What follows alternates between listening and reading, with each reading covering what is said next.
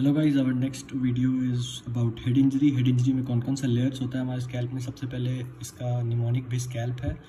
S से होता है स्किन, जिसमें हेयर फॉलिकल्स और सेबेशियस ग्लैंड और सिस्ट होता है most commonly involved. C for connective tissue जो कि डेंस होता है। ए फॉर एपोन्यूरोसिस जो कि एपिक्रैनियल होता है। और L for loose areolar tissue जो कि जिसमें कि एमिसरी वेन्स प्रेजेंट होते हैं। पी से पेरिक्रैनियम हो गया। Most common site of sebaceous scalp होता है। Connective tissues dense with rich innervation and vascularity. Blood vessels इसमें डेंसली एडरेंट होता है कनेक्टिव टिश्यू से, इसलिए they will not constrict after laceration, जिस वजह से प्रोफ्यूज ब्लीडिंग होता है। इसके मैनेजमेंट के लिए apply direct pressure, eversion of edges of wound and suturing करते हैं 2 लेयर्स में। मोस्ट कॉमन लोकेशन क्या होता है मिस्ट्री वेन्स का, लूज एरियोलर टिश्यू। अब स्कल फ्रैक्चर 2 टाइप का होता है, close skull fracture and open और कंपाउंड फ्रैक्चर। क्लोज फ्रैक्चर में ओवरलाइंग स्किन इंटैक्ट होता है और इसके मैनेजमेंट के लिए कोई ट्रीटमेंट की स्पेसिफिक ट्रीटमेंट की ज़रूरत नहीं है।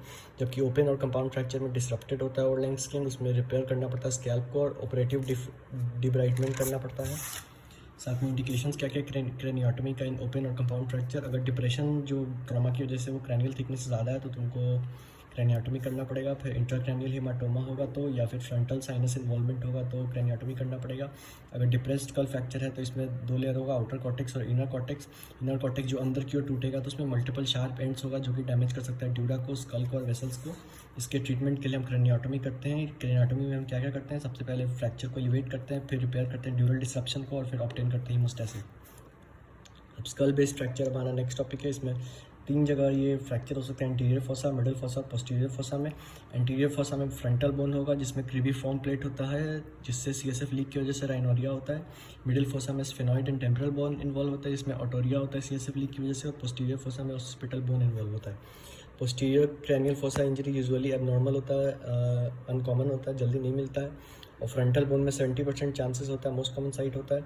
सेंट्रल स्कल बोन में फ्रैक्चर के चांसेस 20% होता है। मिडिल फोसा में 10% होता है, पोस्टीरियर फोसा में 5% और टेम्परल बोन में 5%। इसका निमोनिक है ACMP, यानी anterior fossa, central, middle and posterior. इसके बाद एंटीरियर क्रैनियल फोसा इंजरी या फ्रैक्चर हम पढ़ेंगे। इसमें most common type anterior cranial fossa fracture ही होता है। इसमें फ्रैक्चर ऑफ क्रिबिफॉर्म प्लेट होता है। क्रिबिफॉर्म प्लेट क्या होता है, ये सीव लाइक स्पेस होता है between anterior cranial fossa and nasal cavity. इसका क्लिनिकल फीचर क्या क्या, फ्रंटल लूप कंट्यूशन होगा, इसमें एपिस्टैक्सिस होगा, सब कंजक्टाइवल हेमाटोमा होगा, सीएसएफ राइनोरिया होगा। सीएसएफ राइनोरिया को कैसे आइडेंटिफाई करते हैं, जहाँ से सीएसएफ लीक हो रहा है वहाँ पे आपको टिश्यू पेपर पे सीएसएफ को लेना है। तो उससे क्या होता है, सेंटर पार्ट में ब्लड जमा होता है और साइड में सीएसएफ होता है। इसको collect secretion samples on paper. इसको इस टाइप के सेल को जिसमें सेंटर में ब्लड होगा और आसपास सीएसएफ होगा तो इसको टारगेट साइन बोलते हैं, हेलो साइन बोलते हैं या डबल रिंग साइन बोलते हैं। Gold standard confirmatory test for CSF क्या है, ये है बीटा 2 ट्रांसफेरिन एसिड जो कि वेरी वेरी इंपॉर्टेंट है। इसमें और क्या क्या क्लिनिकल फीचर्स होता है, एनोस्मिया होता है, पेरीऑर्बिटल हेमाटोमा होता है, ब्लैक आइज या रकून आइज होता है जिसको पेरीऑर्बिटल एकाइमोसिस भी बोलते हैं। इसका निमोनिक है frontal escape, frontal ESC, anosmia और PE से स्केप का PE निमोनिक है। अब मिडिल क्रैनियल फोसा फ्रैक्चर में क्या होता है, fracture of पेट्रस part of temporal bone होता है। इसमें टेम्परल लोब कंट्यूशन होता है। इसमें ड्यूरल लैसरेशन भी हो सकता है जिस वजह से सीएसएफ लीक होगा ईयर से। तो इसमें 2 कंडीशन बनता है, या तो टिम्पैनिक मेम्ब्रेन परफोरेटेड होगा या टिम्पैनिक मेम्ब्रेन इंटैक्ट होगा। टिम्पैनिक मेम्ब्रेन अगर परफोरेटेड होगा तो सीएसएफ ऑटोरिया होगा, और टिम्पैनिक मेम्ब्रेन इंटैक्ट होगा तो सीएसएफ लीक करेगा थ्रू नोज। इसको पैराडॉक्सिकल राइनोरिया, ऑटो राइनोरिया बोलते हैं। Collection of blood behind tympanic membrane होगा तो उसको हीमोटिम्पैनम बोलते हैं। और इकाइमोसिस और ब्रूजिंग ओवर मैस्टॉइड प्रोसेस, कान के पीछे काला काला जम जाएगा तो उसको इकाइमोसिस बोलते हैं। इसमें ऑरिकुलर इकाइमोसिस बोलते हैं जिसको कि बैटल साइन बोलते हैं। क्वेश्चन बहुत बार आ चुका है ये वाला। बैटल साइन क्या होता है, Battle sign is the ecchymosis of bruising over mastoid process behind ear. अगर injury of 7th and 8th cranial nerve in relation with petrous part of temporal bone होता है, यानी पोस्टीरियर क्रैनियल फोसा इंजरी में occipital bone injury होता है, इसमें contusion होता है और विजुअल एबनॉर्मेलिटी होता है। ये एसोसिएटेड होता है 6th क्रैनियल नर्व इंजरी से। ये एसोसिएटेड होता है जुगुलर फोरामेन सिंड्रोम या वर्निट सिंड्रोम से। और इसमें पैरालिसिस होता है 9th, 10th और 11th क्रैनियल नर्व का। अब नाइस गाइडलाइंस क्या है, नाइस गाइडलाइंस का फुल फॉर्म होता है national institute for health and care excellence. ये guideline for frequency of neurological examination होता है इंजरी के पेशेंट में, हेड इंजरी के पेशेंट में। इसमें हाफ आवरली बेसिस पे जांच करते हैं अंटिल GCS इसका 15 हो जाए, यानी ग्लासगो कॉमा स्केल पे ये 15 हो जाए। Minimum frequency of observation if GCS already 15 है तो फर्स्ट 2 आवर्स में एवरी 30 मिनट में न्यूरोलॉजिकल एग्जामिनेशन करना, और नेक्स्ट 4 आवर्स में एवरी 60 मिनट्स है। After 6 hours every 2 hours examination करते हैं। Nice guidelines indication of CT के लिए क्या क्या है, विदिन 1 आवर और विदिन 8 आवर्स। विदिन 1 आवर अगर आपका GSS less then 13 at any point चला गया तो आपको न्यूरोलॉजिकल एग्जामिनेशन करना होगा। GSS less than 15 at 2 hours focal logical deficit होगा, suspected open depressed skull base fracture होगा और more than 1 episodes of vomiting post traumatic seizure होगा। विद इन 8 आवर्स क्या क्या इंडिकेशंस है, सीटी गाइडलाइंस हैं नाइस के लिए। तो इसमें एज मोर देन 65 ईयर्स होना चाहिए, कोएगुलोपैथी प्रेजेंट होनी चाहिए यानी एस्पिरिन वारफरिन और रिवारोक्साबेन थेरेपी पे होना चाहिए। साथ ही साथ डेंजरस मैकेनिज्म ऑफ इंजरी होना चाहिए such as road traffic accident और फॉल फ्रॉम हाइट, और रेट्रोग्रेड एमनीशिया होना चाहिए फॉर मोर देन 30 मिनट्स। उसके बाद ब्रेन इंजरी 2 टाइप का होता है, प्राइमरी एंड सेकेंडरी। प्राइमरी में ट्रोमेटिक इंसल्ट्स और न्यूरल डैमेज होगा। It includes shearing of neuronal axons, contusion, laceration of cerebral tissue and diffuse axonal injuries. जबकि सेकेंडरी में अकर्स आफ्टर सम टाइम, ये प्रिवेंटेबल होता है। इसका कॉजेज क्या क्या, hypoxia, hypotension, increase intracranial tension और डिक्रीज सेरेब्रल परफ्यूजन प्रेशर और पायरेक्सिया। टाइप्स क्या क्या है, इसमें कंकशन होता है, temporary neural dysfunction following non penetrating trauma, NCCT इसमें नॉर्मल होता है और deficit resolves in minutes to hours. अब दूसरा कंट्यूजन होता है, कंट्यूजन में collection of blood outside blood vessels होगा। Cerebral contusion also known as bruises of brain. इसमें 2 टाइप का कंट्यूजन होता है, coup contusion and contrecoup contusion. Coup contusion at the site of impact होगा जो कि प्राइमरी होता है, contrecoup contusion away from the site of impact होगा जो कि सेकेंडरी होगा। मोस्ट कॉमन साइट होता है in frontal lobe and temporal lobe, inferior frontal lobe and temporal lobe। इसमें मोस्ट केसेस में contrecoup is directly opposite to coup contusion. Investigation choice NCCT होगा। Management के लिए हम कंजर्वेटिव मैनेजमेंट करते हैं, सर्जरी रेयरली रिक्वायर्ड होता है और अगर इफ रिक्वायर्ड होगा तो इसमें डिलेड सर्जिकल इंटरवेंशन करते हैं to reduce the mass effect. Covering of brain और मैनिंजेस क्या क्या है, ये मान लीजिए आपका स्कल है तो इसमें, और ये ब्रेन है तो इसमें आपको पैड याद रखना है, PAD यानी पाया matter, arachnoid matter and dura matter.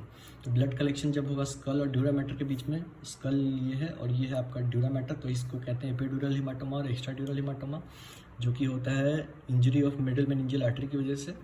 अगर ब्लड कलेक्शन होगा between dura mater and arachnoid matter तो इसको सब ड्यूरल हेमाटोमा बोलेंगे, जो कि वीनस होता है और इसमें कॉर्टिकल और ब्रिजिंग वेन्स का इंजरी होता है।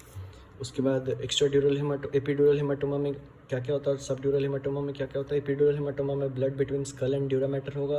इसमें ट्रिवियल ट्रॉमा होगा टिरियन का, जिसमें कि थिनेस्ट पार्ट ऑफ स्कल है। साथ ही साथ मिडिल मेनिंजियल आर्टरी इंजरी होगा और लूसिड इंटरवल पॉजिटिव होगा। जबकि सब ड्यूरल हेमाटोमा में blood between dura and arachnoid, इसमें एक्यूट होगा अगर तो एक्यूट सब ड्यूरल हेमाटोमा होगा तो लेस देन 3 डेज होगा, सब एक्यूट होगा तो 4 to 21 डेज होगा, क्रॉनिक होगा तो मोर देन 21 डेज होगा। इसमें सिग्निफिकेंट ट्रॉमा होता है, इंजरी ऑफ कॉर्टिकल और ब्रिजिंग वेन्स होता है, इसमें इम्पेयर्ड लेवल ऑफ कॉन्शियसनेस होता है।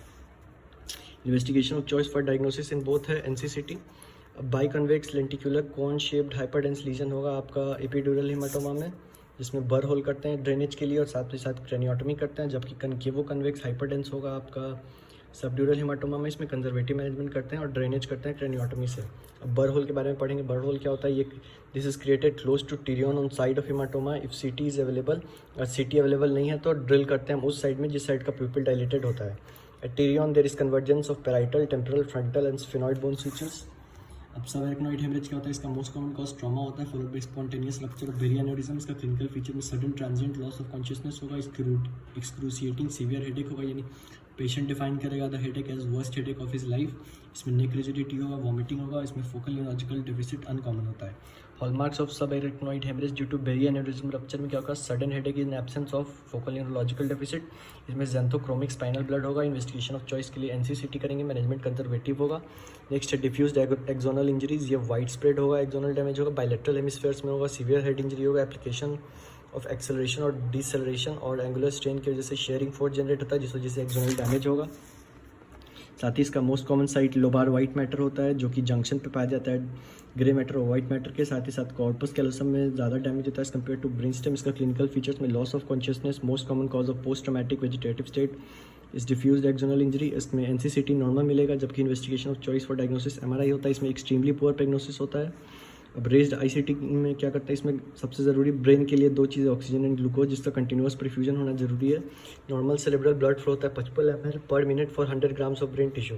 ये डिपेंड करता है आपका सेरेब्रल परफ्यूजन प्रेशर पे, जिसका फॉर्मूला है cerebral perfusion pressure equal to mean arterial pressure minus intracranial pressure, CPP equal to MAP minus ICP। CPP का नॉर्मल वैल्यू 75 से 105 mmHg होता है, मीन आर्टेरियल प्रेशर का 90 से 110 mmHg और इंट्राक्रैनियल प्रेशर का 5 से 15 mmHg होता है। अगर इंट्राक्रैनियल प्रेशर इंक्रीज़ हो जाएगा और सेरेब्रल परफ्यूजन प्रेशर डिक्रीज़ हो जाएगा तो डिक्रीज़ हो जाएगा सेरेब्रल ब्लड फ्लो ब्रेन में, जिस वजह से इस्कीमिया हो सकता है, इस्कीमिया हो सकता है। और इंक्रीज मीन आर्टेरियल प्रेशर को मैनेज करने के लिए हम वैसोप्रेसर्स का यूज़ करते हैं।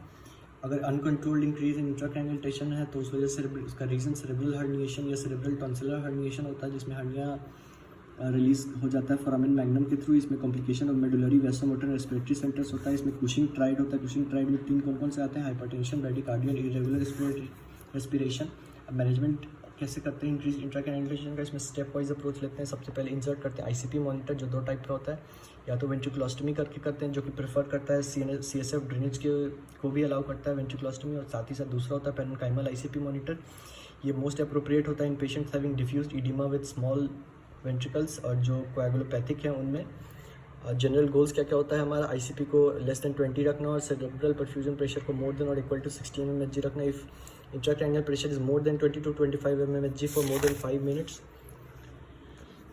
तो क्या क्या करते हैं हम? एलिवेट करते हैं ब्रेन के हेड एंड ऑफ बेड को। इसमें इसको बोलते हैं रिवर्स ट्रेंडलेनबर्ग पोजीशन, यानी हेड एंड ऑफ बेड को एलिवेट करेंगे तो हम उसको बोलते हैं रिवर्स ट्रेंडलेनबर्ग पोजीशन। साथ ही साथ CSF को ड्रेन करते हैं वाया वेंट्रिकुलोस्टमी इफ इन प्लेस। ऑस्मोथेरेपी करते हैं मैनिटोल और हाइपरटोनिक सलाइन से। हाइपरटोनिक सलाइन 3% होता है। मैनिटोल का सीरम ऑस्मोलैरिटी लेस देन 320 मिलीऑस्मोल्स होना चाहिए। ग्लूकोकॉर्टिकॉइड्स यूज़ कर सकते हैं, जिसमें डेक्सामेथासोन होता है, जो यूज़ करते हैं वैसोजेनिक इडीमा में जब ट्यूमर हो और एब्सेस हो। साथ ही साथ हम ग्लूकोकॉर्टिकॉइड्स को अवॉइड करते हैं जब हेड इंजरी हो, इस्केमिक स्ट्रोक हो और हेमरेजिक स्ट्रोक हो। सेडिशन के लिए हम मॉर्फिन, प्रोपोफॉल, मिडाजोलाम यूज़ करते हैं, और सेडिशन से हमको न्यूरोमस्कुलर पैरालिसिस मिलेगा। इससे हमको इंट्रोट्रेकियल ट्यूब और इंटुबेशन में आसानी होगी। साथ ही साथ इलेक्टिव हाइपर वेंटिलेशन भी दे सकते हैं। हाइपर वेंटिलेशन देते हैं शॉर्ट पीरियड्स के लिए, और प्रेशर थेरेपी में हम यूज़ करते हैं फिनाइलेफ्रिन, डोपामिन और नॉरएपिनेफ्रिन। साथ ही साथ डिक्रीज सेरेब्रल परफ्यूजन प्रेशर के लिए इंक्रीज़ होना चाहिए मीन आर्टरियल प्रेशर, जो कि यूज़ करते हैं वैसोप्रेसर्स, और इंक्रीज़ होना चाहिए इंक्रीज इंट्राक्रैनियल प्रेशर।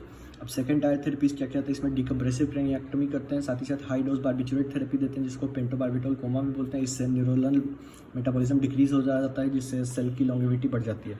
साथ ही साथ हाइपोथर्मिया देते हैं। नॉर्मल बॉडी टेम्परेचर 37 डिग्री होता है, जो कि हाइपोथर्मिया देके हम 33 डिग्री सेल्सियस लाते हैं। इससे न्यूरोनल मेटाबॉलिज्म डिक्रीज हो जाता है और सेल्स की लॉन्गेविटी इंक्रीज हो जाती है। इसका निमोनिक है elevated dogs hyper ventilate pressure.